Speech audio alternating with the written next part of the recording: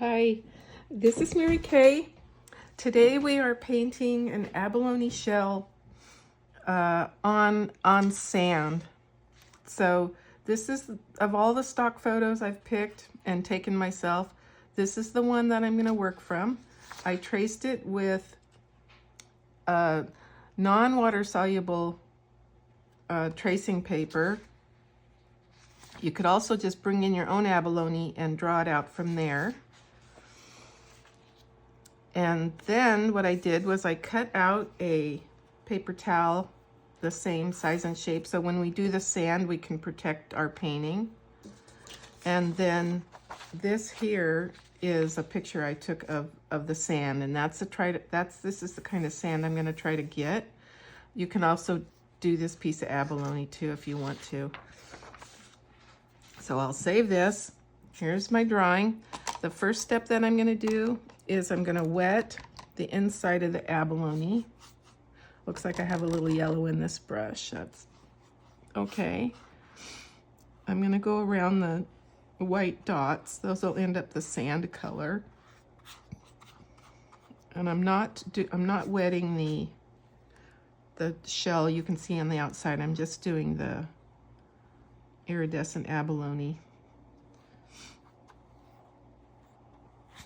Right now I'm wetting it. It's always, I think, a little bit helpful when there's a little bit of color in my water. You can see where I'm wetting it.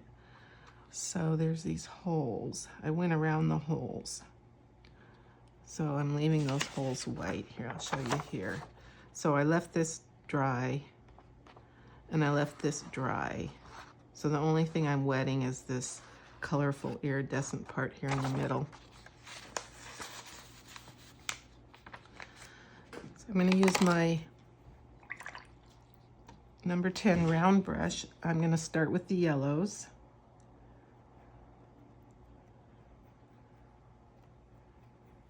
So I'm just going to put in just freely where I see these yellows.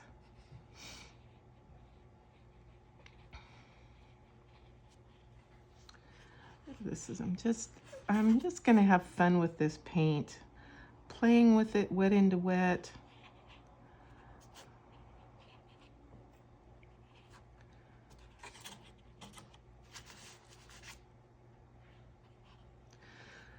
The next color I'm going to go into is Permanent Rose. I might get some oranges here.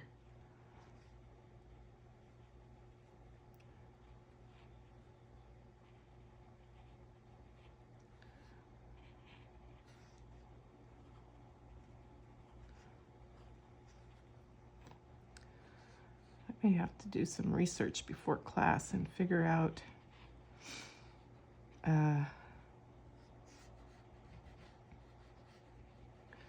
what causes these iridescent colors. Now I'm going to go into my cerulean. If you have manganese next to it and you get some manganese, that's good too.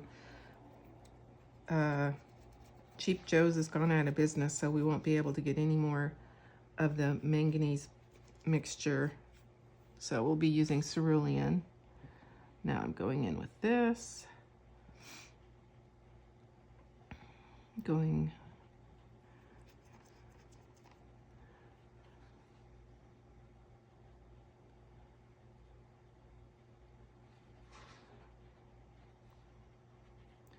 where it's dark, I'll just paint right over any of the dark spots, because when we go in with our darks, that will get hidden.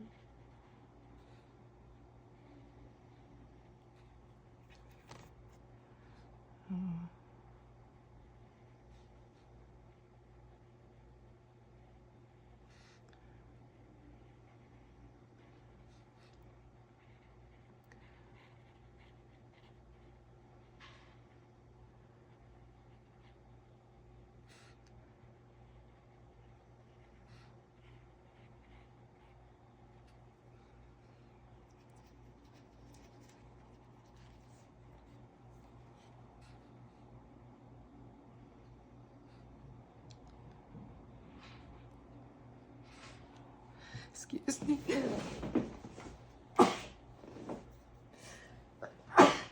Pardon me.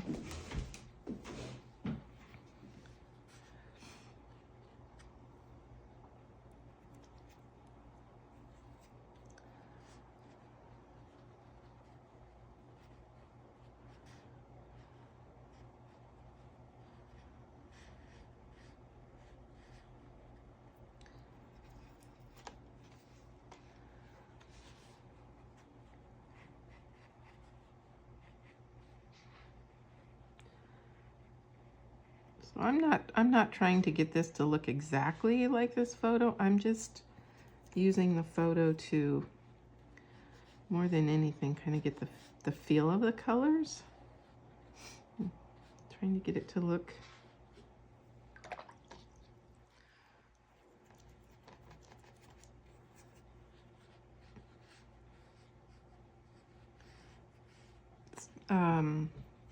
trying to get it to look kind of iridescent without really using iridescent paint. Just I want these basic colors to sort of meld and be organic.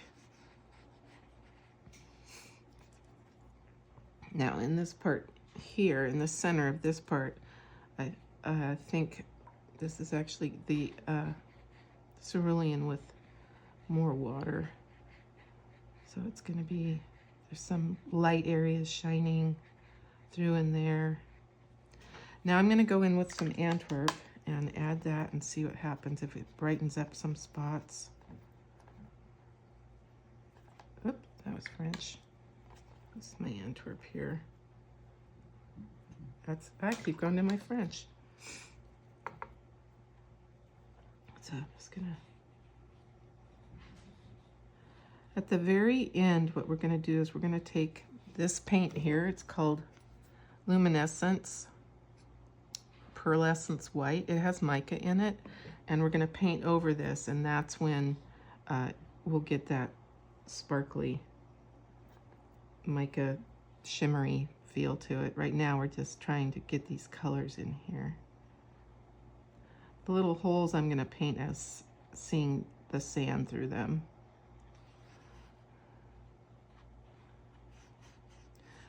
Okay, I think this is a good start there. Not liking that. What I'm going to do now is I'm going to go to my neutral tint. So, you know, it's both neutral tint and sepia at spots. Some of the spots are kind of bluish and some of the spots are sort of brownish. So I'm going to use both. I'm just going to go in. I'll let this sort of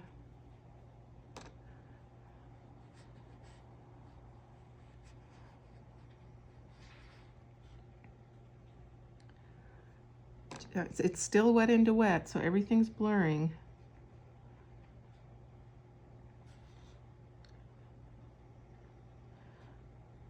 I'm just going now where I see the darks, all these dark areas. That's what I'm painting in now. Some of them I'm leaving light areas.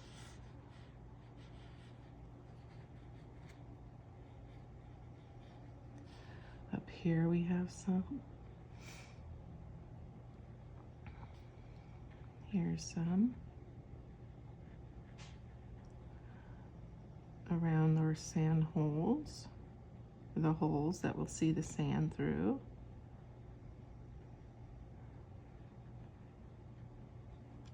Here's a dark area in here.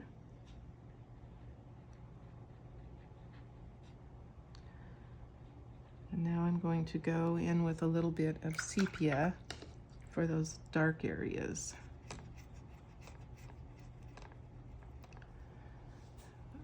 That was burnt sienna, I meant sepia. There it is.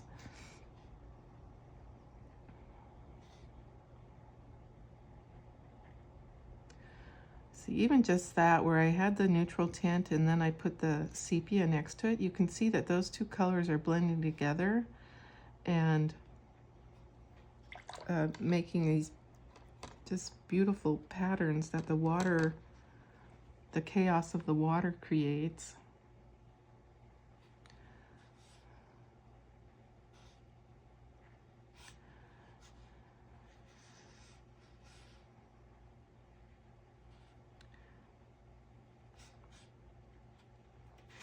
If I see some lines showing through, I want to get some color on those because I don't really want to have lines that are showing through. And we'll put some details on this when it's dry. So right now we're just trying to get the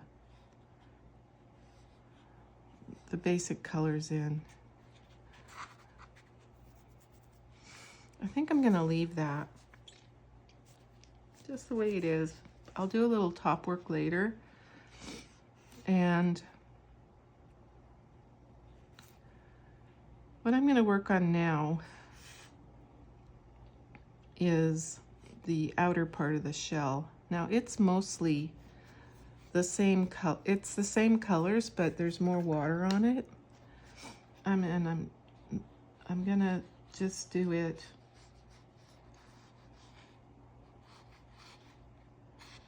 not wetting all of it, but just kind of putting a little water down. And then I'm using the same colors, but so I'm with a lot more water, so it's just gonna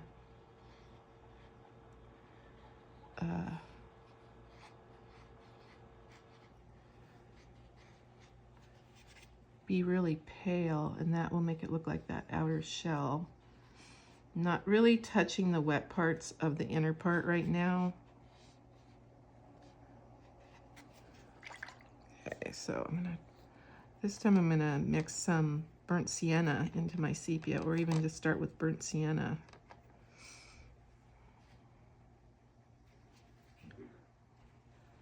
Again, there's not much paint.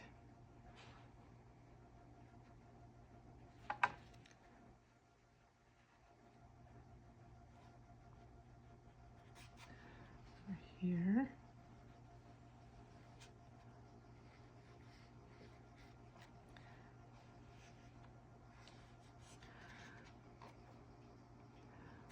When I'm painting, one of the things I'm doing is I'm not looking at the whole picture at once. I'm just looking at the one little piece that I'm working on.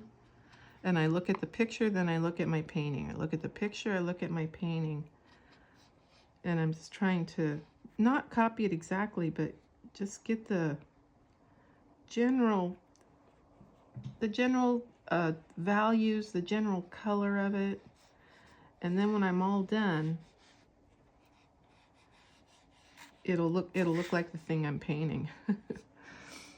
So that's kind of how that works. So this is more dry on dry because I want it to be sort of rough.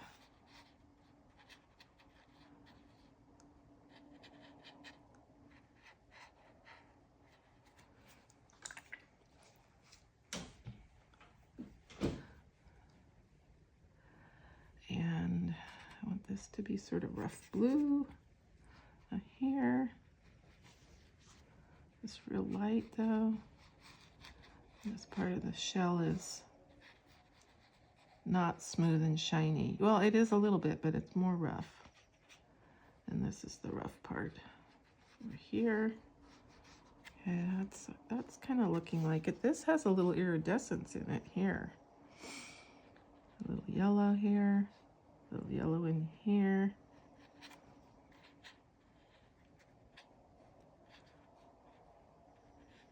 A little blue in there.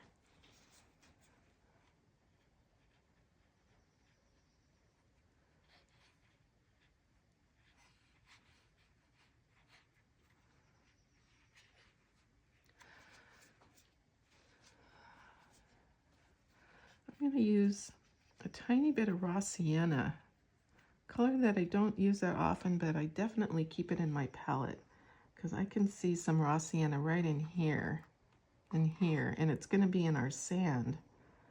So we need to have a little bit somewhere in our seashell also, in our abalone shell.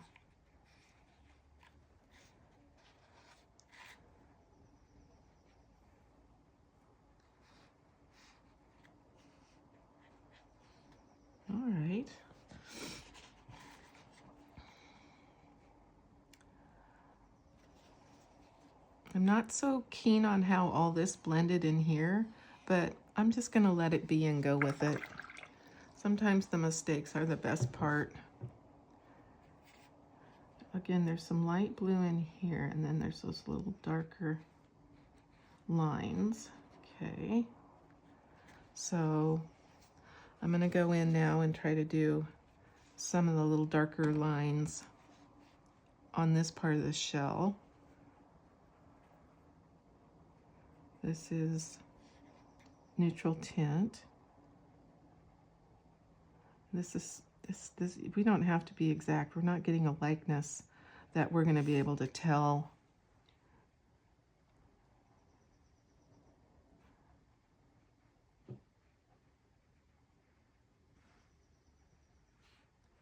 I'm not trying to say, oh, this is my shell and that's your shell. We're not being that exact, although we would be able to tell from this, I think. If I had a picture, you would be able to pick this one out.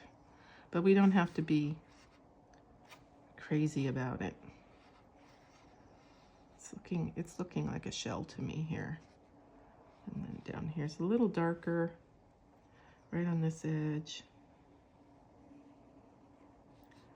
Okay, so this part's all good. I'm feeling this is good enough. Where else? Here.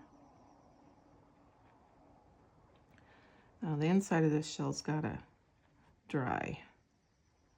This part's dark right here against that shell because the shadow comes down. The birds are singing outside. I'm not sure the sun's up yet. I'm up early this morning.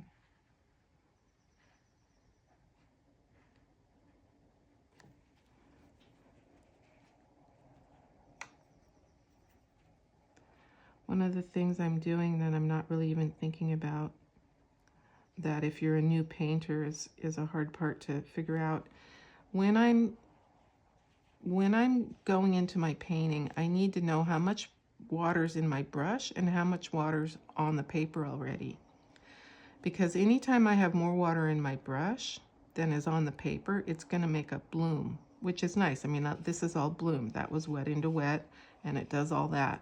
But these spots here, I don't really want that to happen. So what I do is I touch my paint, I make my little puddle, and I often touch my paper towel, and that takes out the water in my brush. So now I have less water in my brush than's on my painting. And then when I put in some marks, just at the very bottom of this brush, I'm getting those little marks. This one blended, but that was good. It's not going to make a huge watermark. So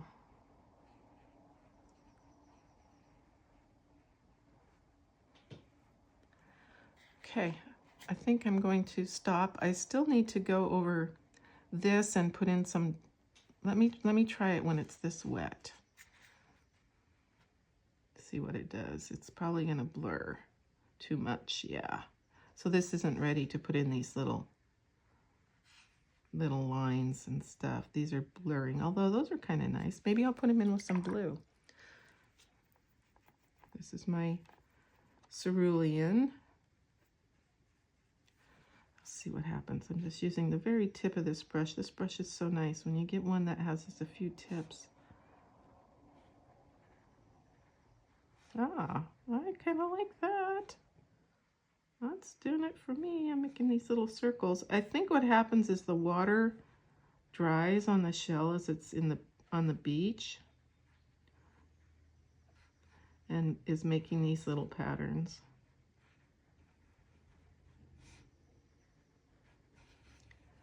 I didn't like that big blob. Let's see if I can lift some of that up.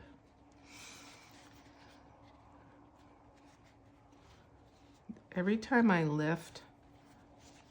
try to lift especially a dark color, I have to use clean paper towel, because if I use a dirty paper towel, it'll just crush the paint into the paper and it won't lift at all.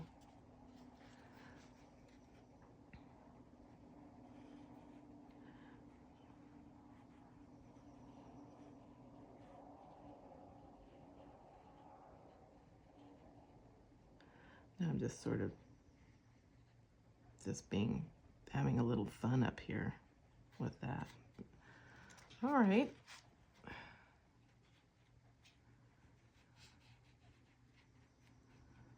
Okay, I'm gonna leave that alone. Now, I'm gonna say that this part of my shell is really pretty done. And what I'm gonna do now, because this is, you know, for the YouTube, I'm gonna put this paper towel over this now to protect it. And what I'm gonna do now is paint the sand. The sand that I'm gonna try to go for is the sand around this piece of abalone. This is a fun piece to do. I've done that for paintings before. So this is white and brown and black and sort of yellowish. I'm gonna clean off all my, I'm gonna clean my palette off real fast. So I'm just painting sand now.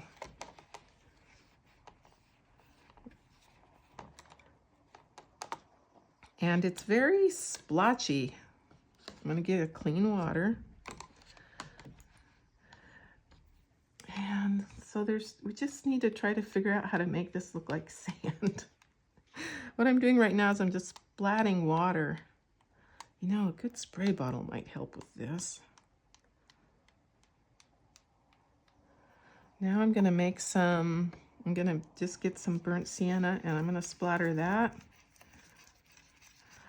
I want this to really read sand, but I don't want to paint every bit of it.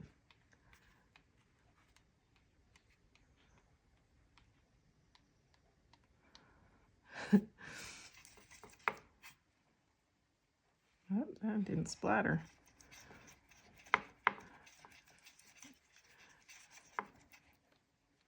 This is pure burnt sienna.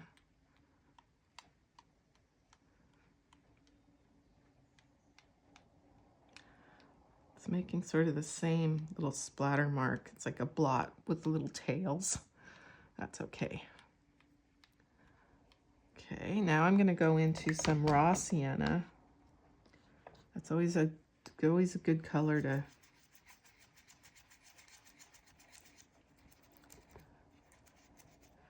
sand.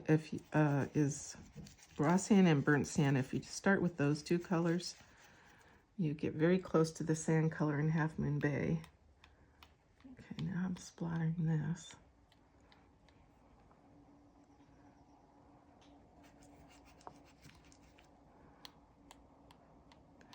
Now where the splats are starting to touch each other, they're blurring. I think that looks neat.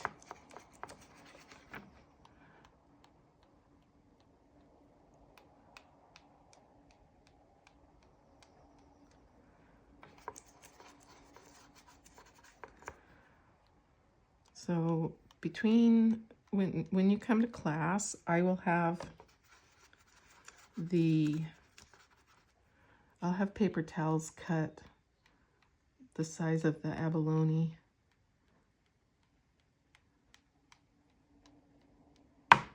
I'm gonna make sure my corners aren't. I'll make sure I have a lot of paint on my corners because I don't want my eye to go out there. I didn't really want to do that. Here, let's see what we can do to fix this. Maybe use finger paint. Oh yeah, finally, I'm getting it.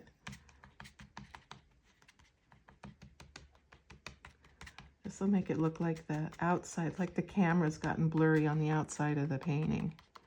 Oh yeah, I like that. So our eye won't go to the edge of the painting. Now I'm going to splatter some darks. I think I'll go with sepia and neutral tint. Okay.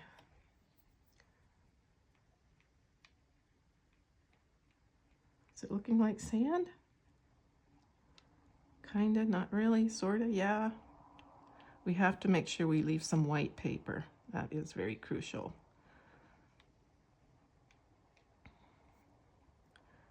There's kind of some, I don't know. I don't want to overdo this. Let me take a peek. All right. One of the things we definitely need to do is put a shadow underneath this. So we have to pick which side. So maybe there's a bit of sand on my shell. That does happen. So I'm gonna go for the bottom here, and I'm gonna use a neutral tint. Or yeah, the sepia is working well because it's got that brown in it. So here underneath, I need to pick a side, and I need to put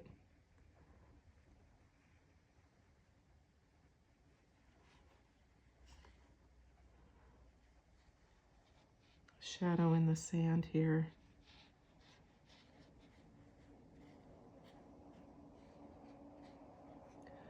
It's kind of got a, I can even go in a little darker right next to the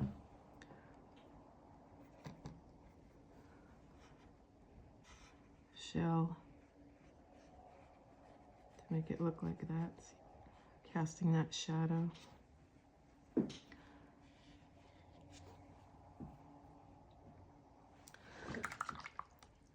What I'm going to do now is go in with my brush into the sand and just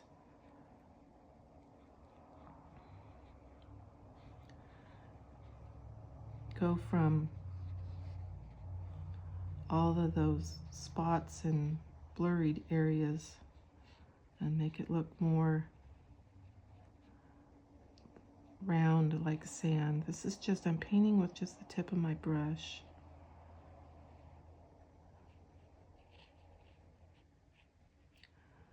I absolutely need to leave a little bit of white. You can rinse your brush out.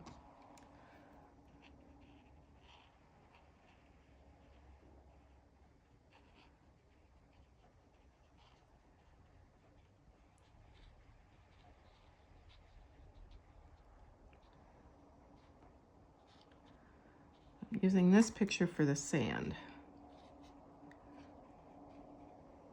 Over here, I need to do that to make this look more like sand and not white paper with splotches.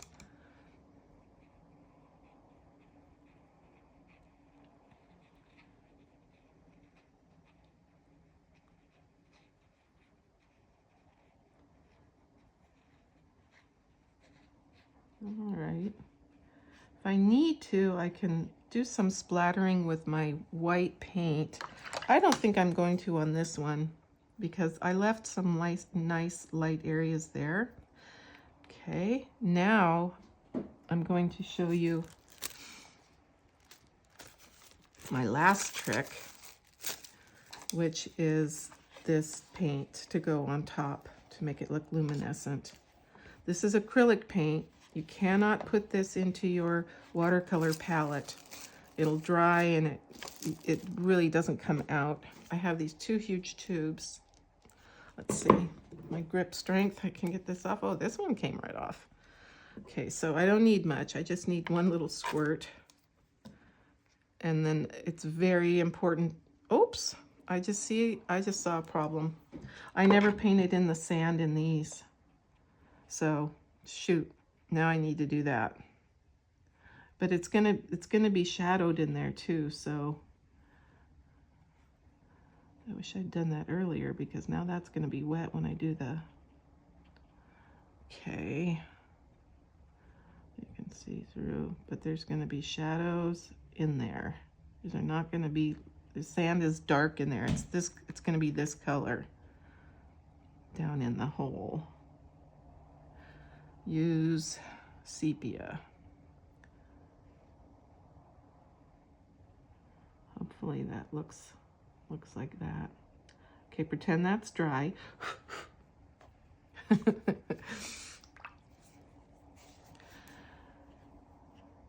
And now I'm going to go in with this